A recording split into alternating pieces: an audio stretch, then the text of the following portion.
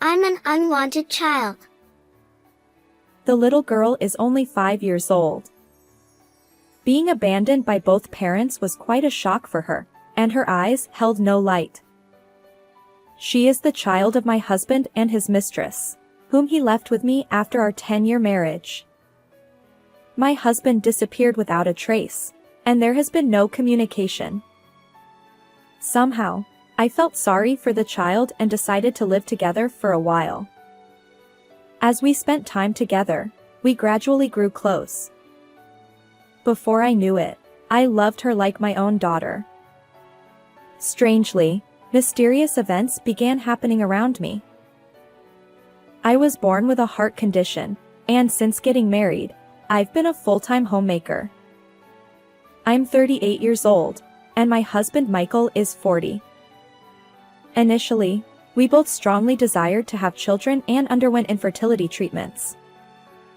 Considering the strain on my heart and the risks associated with pregnancy and childbirth, we proceeded with mutual understanding. However, even after 10 years of visiting hospitals, we remained childless. Michael suggested, "We're both getting older. Maybe we should stop trying. I worry about your health too." He was right. We had aged beyond the optimal childbearing years. Additionally, due to his job as a systems engineer, Michael traveled frequently, spending only a few days at home each month. The chances of pregnancy were already extremely low. We eventually gave up on treatments and began contemplating a future as a childless couple.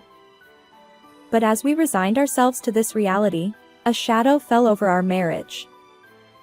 Michael's business trips increased, and his attitude toward me grew colder. "Hey, I said I hate these dishes." Oh. Did you? I apologize. "Honestly, sometimes you should cook proper meals when I'm home. I'm eating out."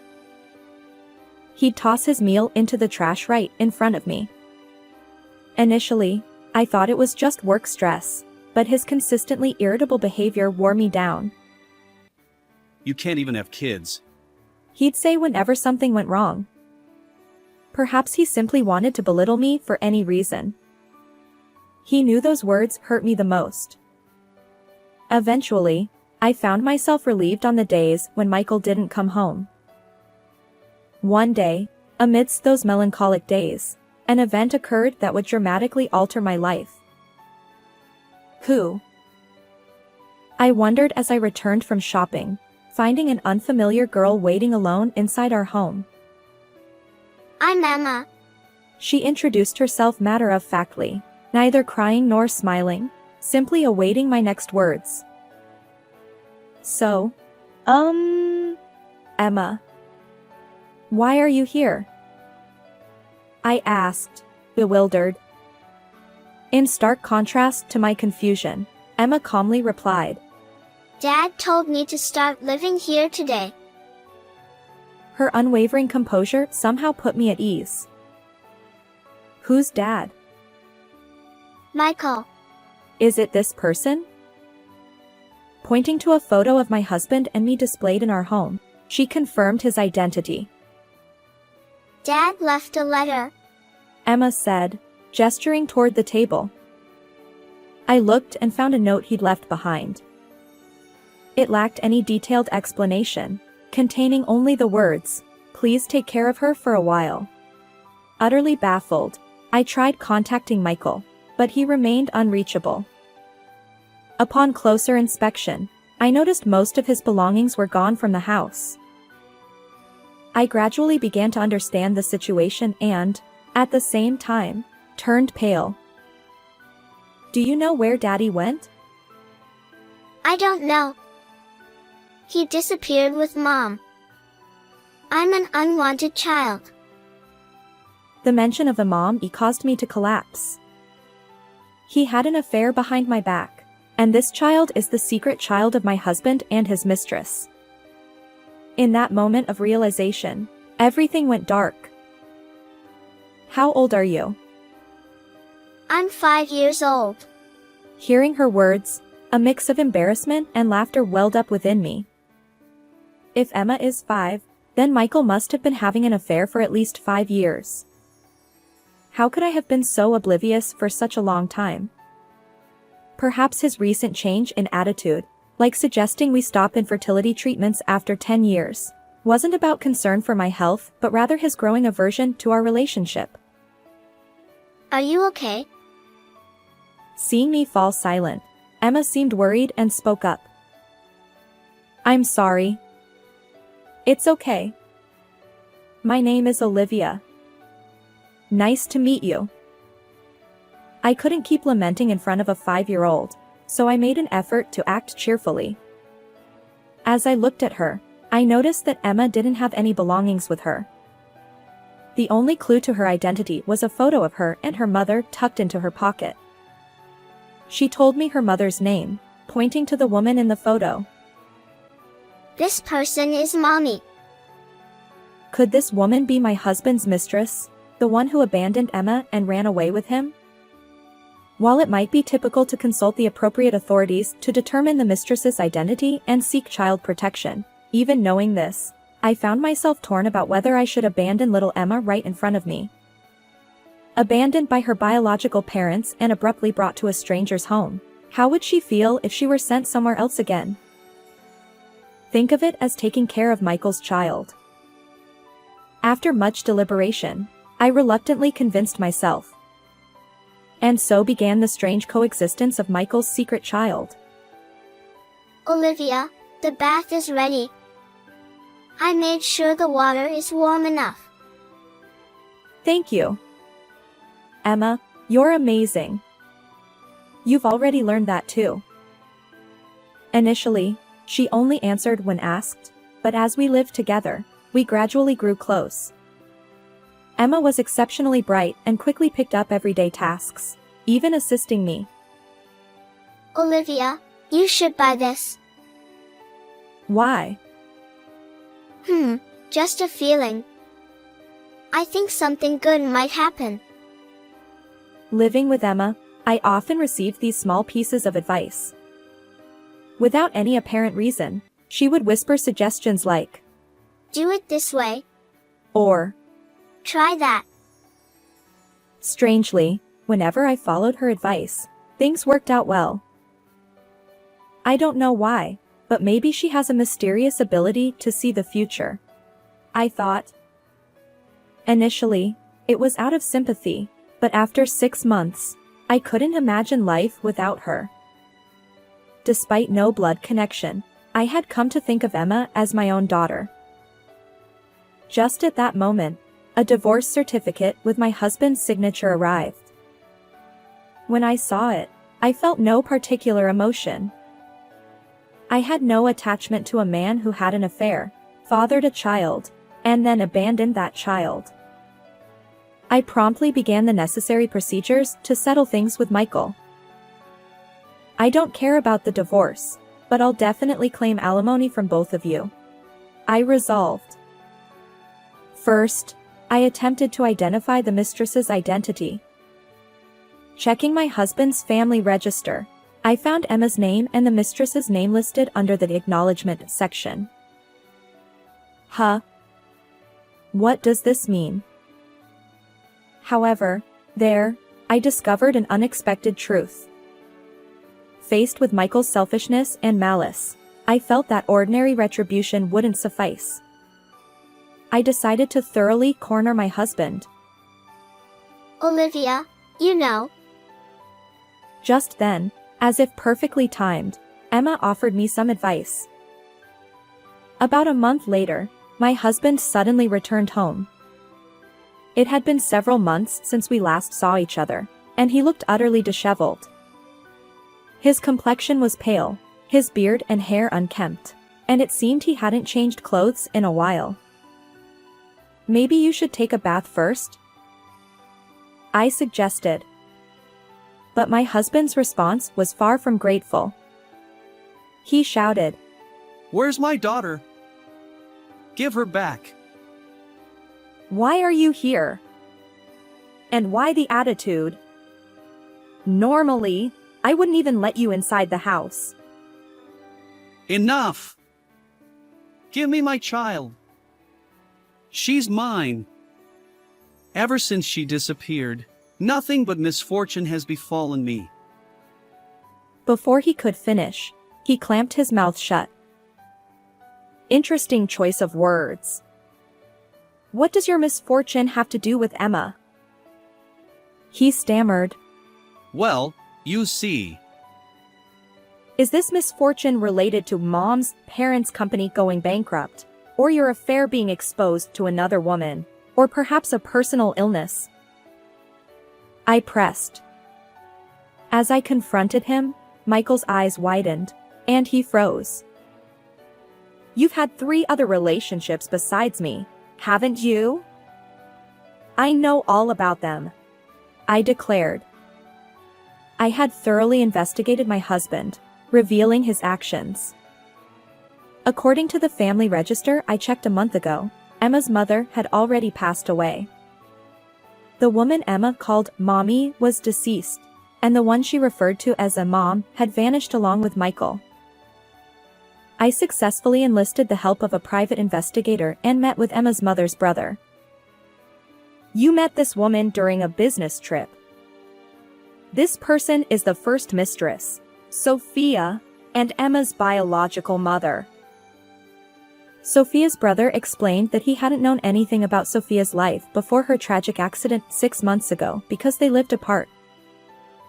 When I requested further investigation from the private investigator, the backgrounds of both the woman whom Emma referred to as a mom and the other lover have gradually come to light.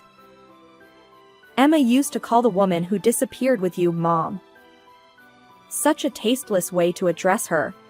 That's because Emma cried and missed her mother, so I just told her that the new woman is her mom. When the first mistress was no longer around, he smoothly moved on to the next woman. It seems my husband doesn't consider Emma at all. Next, this woman is the heiress of a major corporation, Isabella. Apparently, there was no successor. Now I understand why you entrusted Emma to us. Additionally, Michael had an affair with Charlotte, a receptionist working at an out-of-town branch. He maintained this relationship during his business trips. We'll discuss this later. Just give me back my daughter. She's the only one I have. Don't dodge the issue. And what do you plan to do with her now? What's wrong with a biological parent taking the child back? She's mine. I need her help, just like before. My husband, perhaps already unapologetic, began to speak without concealing his true nature. Emma's mysterious abilities apparently manifested even in front of Michael. She began to speak early, often offering advice to him. When he desired money, she accurately predicted lottery numbers or which horse to bet on in horse racing. I used to find it creepy, but if it's useful, I'll use anything. You're despicable. You're a completely different person from before. Let's get a divorce. And of course, I'll be seeking alimony. The divorce papers have already been sent, haven't they? Besides, you and Emma are practically strangers. As her father, it's my right to take custody. Once that happens, money will come in quickly. My husband's shameless words made me feel nauseated. What are you saying? We're definitely going to fight for custody. You and Emma have no real connection. No, Emma is my adopted child. So I have the right to fight. My statement seemed to genuinely surprise Michael, and his eyes widened. Despite being the one who initiated this situation, had he truly forgotten? Weren't you the one who agreed to Emma's adoption by me? You even signed the paperwork. Since leaving Emma in my care, it appeared that Michael had been progressing with formal engagement to his second mistress, Isabella. He planned to initiate the divorce at the right moment and join Isabella's father's company. I maintained a calm facade, sending Michael the necessary documents with the phrase, "I will take care of this child. Please approve the adoption." It was Emma's advice that led me to seek revenge against Michael. Make me your daughter, Olivia. In pursuit of his marriage to Isabella, Michael readily agreed to Emma's adoption. However, shortly after Emma officially became my adopted daughter, Isabella's parents' company faced financial difficulties and went bankrupt. Realizing he couldn't secure a position at Isabella's company, Michael swiftly shifted his attention to another woman, Charlotte. Unfortunately for him, Charlotte discovered his marital status through other colleagues. Additionally, Michael's own health issues began affecting his work. Why do you know all this? As he realized I was privy to every detail, Michael trembled. It was a culmination of the private investigator's work, my personal research, and Emma's advice, all coming together to reveal the truth. Emma's mother's brother, Isabella's family, and even Charlotte's family, all of them know about this. Someone else, not just me, will come forward to sue you. There's no escaping it, I asserted, emphasizing each word. Michael's face contorted as he realized the depth of his predicament. Then, in the next moment, he broke down in tears. I didn't want to give up. Children, status, and the allure of being a man. With you alone, I couldn't achieve anything, could I? Then you should have severed ties with me. You could have played around as much as you wanted. Thinking you could get only what you wanted without losing anything is naive. Finally, he apologized. But in that vulnerable moment, he revealed a disturbing, half-mad laughter. So, let's raise my daughter together. As he uttered those unthinkable words, goosebumps crawled across my skin. What are you saying? Well, you're a stay-at-home wife, right? You have health issues, and raising a child will cost more and more. You can't do it alone. No. I'm already working, earning enough to comfortably support both myself and my child. You may not know, but I've been studying web design, video editing, and programming. I've built a stable income even before Emma arrived. Fine, I'll leave this house. After all, it's in your name. My husband remained silent, merely moving his lips without responding. I informed him. I'll handle the legal matters through a lawyer. I began packing my belongings. But he pleaded. Wait! Let me see Emma! While Michael kept repeating the same thing like a broken record. Unfortunately for him, Emma wasn't here that day. Besides, I had no obligation to fulfill his wishes. The subsequent divorce proceedings were surprisingly uneventful. All communication went through our lawyers, and the divorce was finalized smoothly. We settled on alimony and child support arrangements. Despite my initial apprehension, Michael seemed too preoccupied to contest anything. As for his second and third mistresses, they apparently didn't know about his marital status, and he is facing legal consequences for fraudulent relationships with each of them. Rumors spread like wildfire at his workplace. Unable to quit due to the need to pay alimony, and with deteriorating health, it truly feels like hell. I moved to a distant town with Emma, my newfound daughter, and started a new life. Her mysterious abilities remain intact. Whenever I'm troubled, she subtly comes to my aid. I look forward to continuing our happy life together. How did you find this story? Don't forget to subscribe to the channel. Until next time in the next video.